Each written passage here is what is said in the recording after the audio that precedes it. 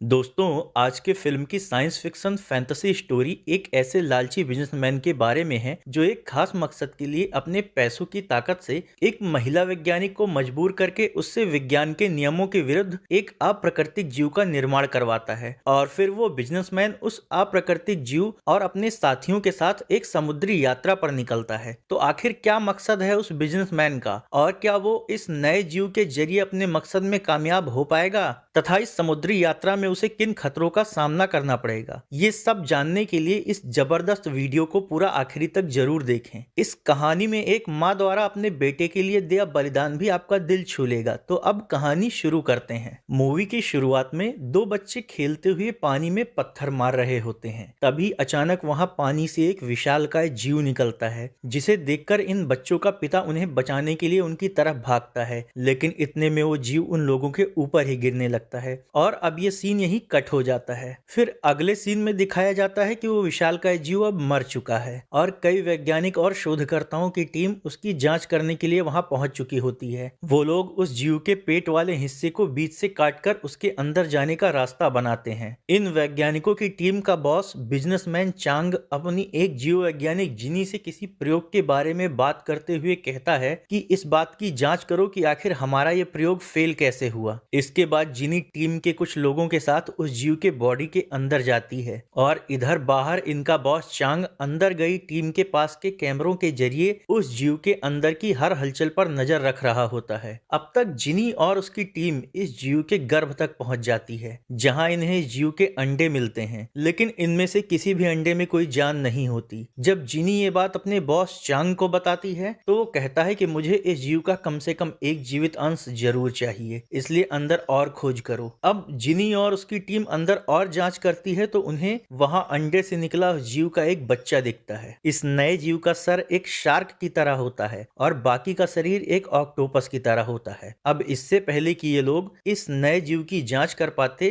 वो जाग जाता है और इन लोगों पर हमला करने लगता है, जिससे स्क्रीन पर अंदर नजर रख रहे चांग का संपर्क इन लोगों से टूट जाता है और उसे स्क्रीन पर अंदर घट रही घटनाएं दिखना बंद हो जाती हैं। इसीलिए चांग अपने लोगों के साथ भागते हुए उस विशाल जीव के पास जाता है। तभी जिनी अपनी टीम के लोगों के साथ उस जीव के अंदर से भागते हुए बाहर आती है। इन लोगों का पीछा करते हुए वो नया जीव भी बाहर आ जाता है और चारों तरफ तबाही मचाने लगता है, जिससे वहां भगदड़ मच जाती है। बाहर आकर वो जीव सभी पर हमला करने लगता है, लेकिन फिर जैसे ही वो हवा में उछलकर एक आदमी को अपने मुंह में भरता है, वो बेजान होकर नीचे गिर जाता है। अब वैज्ञानिकों की टीम उसकी जांच करके अपने बॉस चांग को बताती है कि ये जीव अब मर चुका है। ये सुनकर चांग गुस्से से भर जाता है तो जिनी चांग को बताती है कि अंदर अभी भी एक जीवित अंडा बचा हुआ है। अगले सीन में चांग और जिनी के बीच बहस होते दिखाया जाता है, क्योंकि जिनी इस प्रयोग को पूरा नहीं करना चाहती थी और उसे डर था कि इससे पूरी मानव जाति खतरे में पड़ सकती है, लेकिन चांग उस पर इस प्रयोग को आगे बढ़ाने का दबाव डाल रहा होता है और जिनी से कहता है अगर ये प्रयोग सफल रहा तो इससे तुम्हारे बेटे की लाइलाज बीमारी भी ठीक हो सकती है। तो जिनी कहती है मुझे अपने बेटे की फिक्र जरूर है, पर मैं ऐसा कोई प्रयोग नहीं करूंगी जो अवैध हो और विज्ञान के नियमों के खिलाफ हो। इसके बाद वो वहां से अपने घर चली जाती है और अपने बीमार बेटे को सुलाने लगती है। दरअसल जीना के बेटे को मांसपेशियों की एक ऐसी बीमारी होती है जिसका कोई इलाज नहीं होता,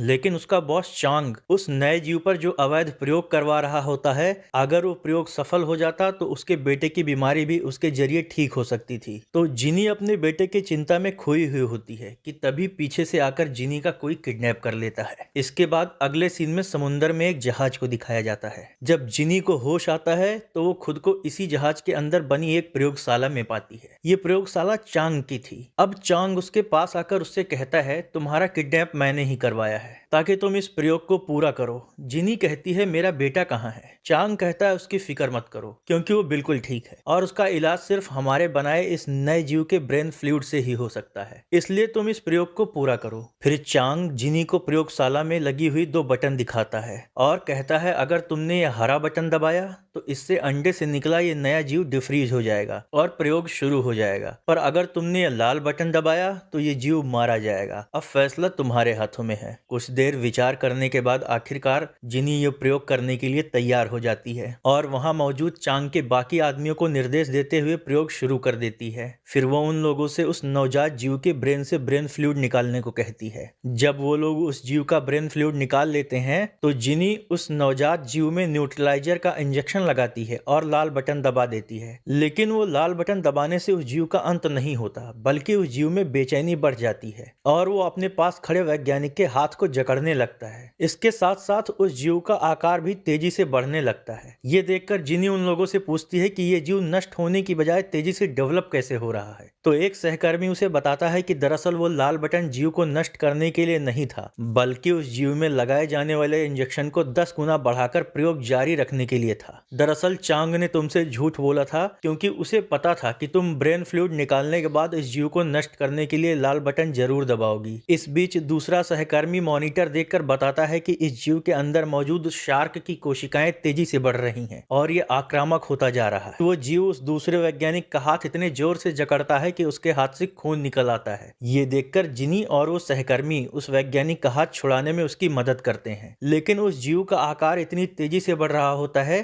कि जिस जार में वो बंद होता है वो टूट जाता है। इससे डरकर वो तीनों लोग वहां से बाहर की ओर भागते हैं, लेकिन वो जीव अपनी लंबी भुजा उनमें से एक के पेट में घुसाकर उसे पीछे खींचकर खा जाता है। फिर वो उस दूसरे वैज्ञानिक पर भी हमला करके उसे निगल जाता है, लेकिन जिनी किसी तरह लैब से बाहर निकलकर गेट बंद करने में कामयाब हो जाती है। अब जिनी दरवाजे पर लगे शीशे से देखती है कि जीव का आकार बहुत ज्यादा बढ़ चुका है और वो एक विचित्र और भयानक जीव में परिवर्तित हो चुका है। तो अब जिनी अपनी जान बचाकर वहां से भागती है। उधर जहाज के दूसरे हिस्से में इस बात से अनजान सुरक्षाकर्मी आपस में बात कर रहे होते हैं कि तभी उस जहाज पर इंटरपोल की टीम पहुंच जाती है और इंटरपोल ऑफिसर फेंग अपने साथियों से कहता है कि हमें सूचना मिली है कि चांग की कंपनी दवाओं की आड़ में जीवों पर अवैध प्रयोग करवा रही है और इनमें प्रयोग होने वाले कई इलीगल केमिकल का धंधा भी कर रही है। इसलिए कैसे भी करके हमें चांग को सबूतों के साथ गिरफ्तार करना है। तो फेंग के सारे साथी जहाज के अंदर जाते हैं। वहां चांग ने उस नए जीव और उसके जरिए होने वाले फायदों को बताने के लिए एक पार्टी रखी होती है। फिर वो वहां मौजूद अपने सभी अवैध कारोबारी साथियों से कहता है कि आखिरकार हमने एक ऐसी दवा का आविष्कार कर लिया है जिससे सारी बीमारियां ठीक हो सकती है और इससे हम मेडिकल साइंस की दुनिया में क्रांति ला सकते हैं। इसके बाद पार्टी शुरू हो जाती है, लेकिन तभी जिनी भी भागती हुई उस पार्टी में पहुंच जाती है और वो चांग से प्रयोगशाला में हुई उस दुर्घटना के बारे में बताती है।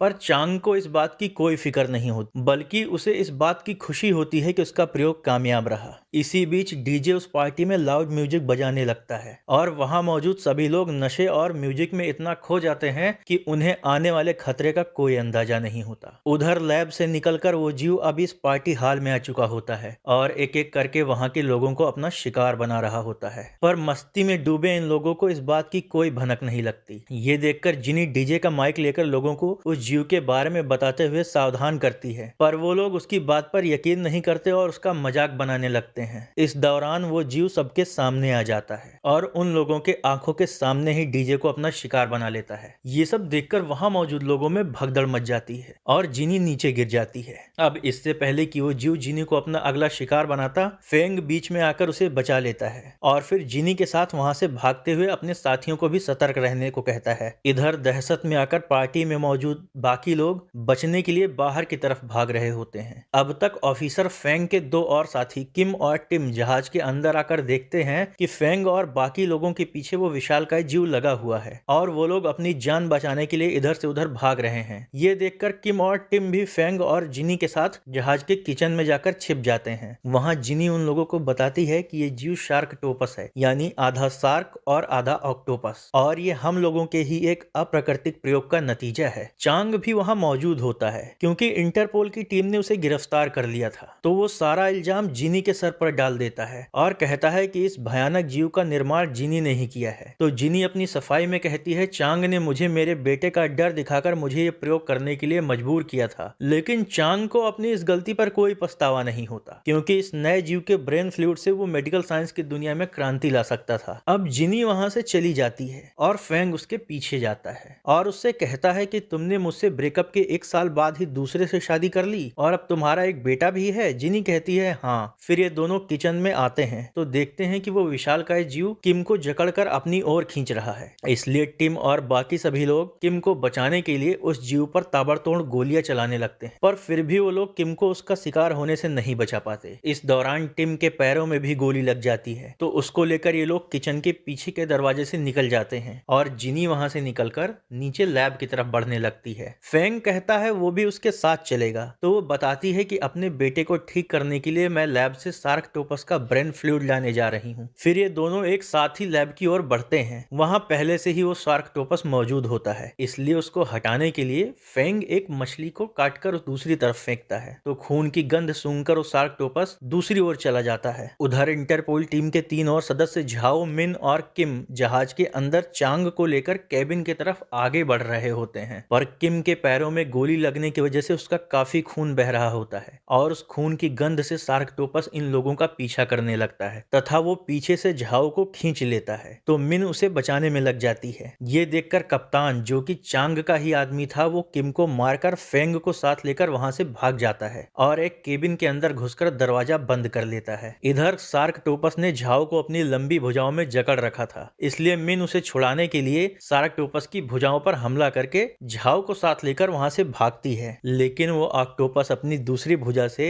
झाओ और किम पर हमला करता है और उन्हें जख्मी कर देता है। किम को पता होता है कि अब वो ज्यादा देर जिंदा नहीं बच पाएगा, इसलिए झाओ और मिन को बचाने के लिए वो खुद को सार्कटोपस के हवाले कर देता है ताकि उसके बाकी दोनों साथी बचकर वहां से भाग सकें। इसी बीच मिन वो बंद दरवाजा खोल लेती है, लेकिन झाओ मिन के साथ जाने के बजाय उसे धक्का देकर अंदर कर देता है और खुद बाहर से दरवाजा बंद कर देता है और उस सार्कटोपस को मारने के लिए अपनी जेब से ग्रेनेड निकालकर सार्कटोपस के पास ही ब्लास्ट कर देता है, जिसमें वो खुद भी मारा जाता है। दूसरी ओर चांग को दिखाया जाता है, जो उस केबिन में पहुंच जाता है जहां उसने जिनी के बेटे को किडनैप करके रखा था। इसके बाद चांग माइक से जिनी को उसके बेटे की आवाज सुनाते हुए कहता है कि तुम्हारा बेटा मेरे पास है, अगर तुमने वो ब्रेन फ्लूइड अगले 20 मिनट में मेरे हवाले नहीं किया तो मैं तुम्हारे बेटे को सार्कटोपस को खिला दूंगा। ये सुनकर जिनी बहुत घबरा जाती है और ब्रेन फ्लूइड लाने लैब में जाने लगती है, पर लैब में पहुंचकर वो देखती है कि ब्रेन फ्लूइड की शीशी टूट चुकी है और सारा ब्रेन फ्लूइड पहले ही बह चुका है। तो जिनी फेंग से कहती है कि इस ब्रेन फ्लूइड के बिना वो अपने बेटे की बीमारी का इलाज नहीं कर सकती। फिर वो फेंग को ये भी बताती है कि मेरा ये बेटा मेरे पति का नहीं है बल्कि तुम्हारा है, मैंने अपने पति से ये बात छुपाई थी। ये बात जानकर कि ली उसका ही बेटा है, वो जिनी के साथ मिलकर फिर से सार्कटोपस का ब्रेन फ्लूइड निकालने की योजना बनाता है। जिनी फेंग से कहती है पहले हम सार्कटोपस के सर से ब्रेन फ्लूइड निकालेंगे और फिर उसके बॉडी में न्यूट्रलाइजर इंजेक्ट करके उस जीव का अंत कर देंगे। तो इसके बाद दोनों सार्कटोपस को ढूंढने निकल पड़ते हैं। दूसरी ओर जहाज का कप्तान जहाज को किसी नजदीकी आइलैंड पर ले चलने का निर्देश देता है। इधर जिनी और फेंग जहाज के नीचे के हिस्से में जाते हैं। वहां सार्कटोपस इन लोगों का पीछा करने लगता है, तो ये लोग खुद को बचाने में लग जाते हैं। फिर जिनी प्रयोगशाला के सिस्टम में कुछ बदलाव करती है, जिससे वहां का तापमान बहुत कम होने लगता है। फिर जब वो सार्कटोपस से बचकर भागने की कोशिश कर रही होती है तो सार्कटोपस उस पर हमला कर देता है, जिससे वो वहीं बेहोश हो जाती है तथा ऊपर से एक स्टील प्लेट गिरने की वजह से फेंग सीढ़ियों के बीच में ही फंस जाता है। अब सार्कटोपस फेंग पर हमला करने की कोशिश करता है, पर वो सीढ़ी काफी सकरी होने की वजह से फेंग तक नहीं पहुंच पा रहा होता है। अब तक कमरे का तापमान लगातार गिरने की वजह से सार्कटोपस बर्फ में जमने लगता है और सुस्त पड़ने लगता है। इधर जिनी को होश आ जाता है और वो मौका देखकर सार्कटोपस के सर के पिछले हिस्से में इंजेक्शन घुसाकर उसका ब्रेन फ्लूइड निकाल लेती है। अब तक तापमान काफी कम हो जाने की वजह से